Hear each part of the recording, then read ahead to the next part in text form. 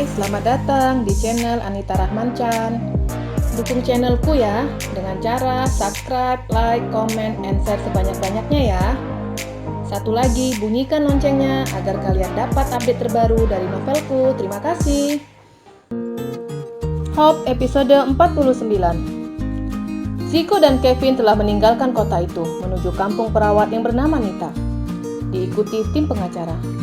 Melewati jalur bus dan truk agar perjalanan mereka lancar tanpa harus terkena lampu lalu lintas. Pemandangan yang mereka lihat hanya pepohonan tinggi di sepanjang jalan. Hanya mengandalkan aplikasi dari dalam ponsel untuk membawa mereka sampai ke tempat tujuan. Perjalanan tak terasa telah mereka tempuh cukup jauh. Terlihat jam telah menunjukkan jam 9 malam. Tuan, kita tidak makan malam dulu? Tanya Kevin. Zico melirik jam di tangannya. Ini sudah jam 9 malam, apa masih ada warung yang buka? Tanyanya. Kalau warung jam-jam seperti ini pasti sudah tutup, tapi kita akan makan di rumah makan. Itu kan sama saja, pasti rumah makan juga sudah tutup. Tuan sepertinya tidak tahu. Jadi, ada rumah makan yang buka selama 24 jam. Aku tidak percaya, sahut Zico. Nanti Tuan akan mengerti dan tahu. Jika dalam kita terlelap, masih ada yang terus terjaga untuk mencari rezeki. Contohnya rumah makan yang terus terjaga sepanjang malam. Dan Pak Sopir yang mendapatkan amanat untuk melaksanakan tugasnya dengan baik. Jelas Kevin dan membelokkan mobil di sebuah rumah makan. Sama seperti dia dan Zira dulu, di mana mereka pernah makan di rumah makan yang dipenuhi para sopir bus dan truk beserta penumpang. Ini maksud kamu? Tanya Zico. Iya Tuan, rumah makan seperti ini akan terus buka sepanjang malam, hanya untuk mencari rezeki dan juga untuk membantu orang-orang seperti kita yang lapar. Zico turun dari mobil diikuti Kevin dan tim pengacara yang berjumlah 3 orang. Aku belum pernah makan di tempat seperti ini, ujarnya yang melihat seteling kaca, di mana terdapat banyak lauk yang telah dimasak. Biasanya dia makan makanan yang dimasak ketika mau makan. Tapi malam ini dia dan rombongannya akan makan dengan menu yang kemungkinan dimasak tadi pagi. Nah, sekarang pernah, sahut Kevin sembari memesan makanan diikuti tim pengacara. Zico masih melihat menu yang berjejer di dalam seteling. Tidak ada satu menu yang dapat menggugah selera makannya. Kevin kembali menghampiri Zico. Tuan tidak makan? Tanyanya. Aku nggak selera, sahutnya masih menatap seteling makanan. Jangan banyak pilih, ujar Kevin. Maksud kamu apa? Saya tahu Tuan tidak selera dengan makanan ini. Tapi jika Tuan ingin makan di restoran, maka jangan mimpi. Mimpi? Maksud saya, Tuan tidak akan menemukan restoran di sini.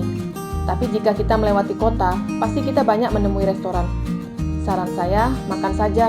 Anggap saja ayam goreng itu stik daging. Ujar Kevin berlalu menuju meja tempat dia dan tim pengacara makan. Benar katanya, aku harus makan. Dulu saja di tengah pulau aku makan ikan seadanya, bahkan makan dedaunan. Aku harus bersyukur dengan nikmat ini, gumamnya dan memesan satu lauk yaitu ayam bakar. Zico membawa piring yang berisi makanan ke meja.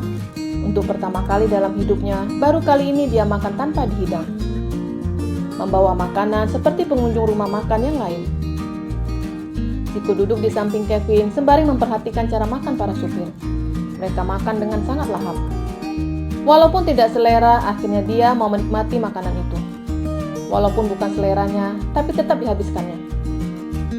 Apa kita tidak bermalam dulu di penginapan? Tanya Pak pengacara. Sebaiknya kita tetap pada tujuan kita. Tetap mengendarai mobil sampai di tempat tujuan, sahut Zico. Tuan, saran saya ada baiknya kita bermalam di penginapan. Mungkin kita bisa bergantian menyetir mobil. Tapi mobil kita juga butuh istirahat, ujar Kevin. Baiklah kalau begitu, kita bermalam. Tapi nanti, ketika tengah malam, sahut Zico. Selesai makan, mereka segera berangkat. Terus mengemudikan mobil sampai tengah malam dan berhenti ketika ada penginapan. Karena kamar yang terbatas, Zico dan Kevin berada dalam satu kamar. Zico menjatuhkan tubuhnya ke atas kasur, meluruskan pinggang yang sedari tadi tidak lurus, sedangkan Kevin memilih mandi. Tuan tidak mandi? Tanya Kevin yang baru saja keluar dari kamar mandi. Besok pagi saja, aku capek. Tuan capek apa? Dari tadi yang menyetir saya, sindirnya. Zico langsung melemparkan bantal ke Kevin. Capek menjaga kamu? Saya tidak minta dijaga, sahut Kevin. Kalau aku tidak mengajak kamu ngobrol, pasti kamu sudah tidur. Oh, jadi yang capek mulutnya. Ah, banyak tanya kamu. gerutu Ziko dan berlalu ke kamar mandi. Kevin langsung membaringkan tubuhnya di kasur. Tidak berapa lama Ziko ikut berbaring. Aku belum menghubungi Zira, gumamnya. Nona Zira sudah tidur, sahut Kevin dengan mata tertutup. Kok tahu? Ziko tetap menghubungi istrinya melalui panggilan video. Dan terlihat wajah Zira yang baru bangun tidur. Apa aku membangunkanmu? Tanya Ziko. Iya, sahut Zira. Dan terdengar suara Kevin tertawa. Saya bilang apa? Nona Zira pasti sudah tidur, ujar Kevin tertawa. Suara siapa itu? Tanya Zira penasaran. Ziko mengarahkan ponsel ke Kevin. Oh Tuhan, ini terjadi lagi. Zira menepuk dahinya. Apa yang terjadi lagi? Tanya Ziko bingung. Kalian berdua berada satu kamar dengan kasur yang sama. Oh tidak, penyakit suamiku kambuh. Apa? Mendengar hal itu, Ziko langsung menendang asistennya sampai Kevin terjatuh. Kenapa Tuhan melakukan ini kepada saya? Ujarnya. Diam kamu. Karena kita berada satu kasur, Zira berpikiran yang aneh-aneh tentang kita. Zira yang berada di tempat berbeda menahan tawanya. Dia sedang mengerjai suaminya. Sini, biar saya jelaskan. Ujar Kevin mengulurkan tangannya dan Ziko menyerahkan ponselnya. Malam Nona, sapa Kevin. Sahut Zira. Nona jangan khawatir, saya akan menjaga Tuan Ziko. Dan mengenai ini semua memang benar. Apa kamu bilang? Ziko memukul asistennya dan menarik kembali ponselnya dari tangan Kevin. Sayang, itu tidak benar. Aku dan Kevin tidak ada hubungan apapun, jelasnya. Tapi tiba-tiba Kevin duduk di sebelah Ziko dan meletakkan kepalanya di bahu bosnya. Apa-apaan kamu? Ziko kembali menendang Kevin. Zira yang berada di seberang tertawa melihat tingkah dua pria itu. Malam ini kamu tidur di mobil. Aku jijik melihat kamu seperti kuku, serunya kesal. Ya jangan begitu. Kemarin waktu perjalanan mencari Tuan, saya juga tidur di mobil, ujarnya sedih.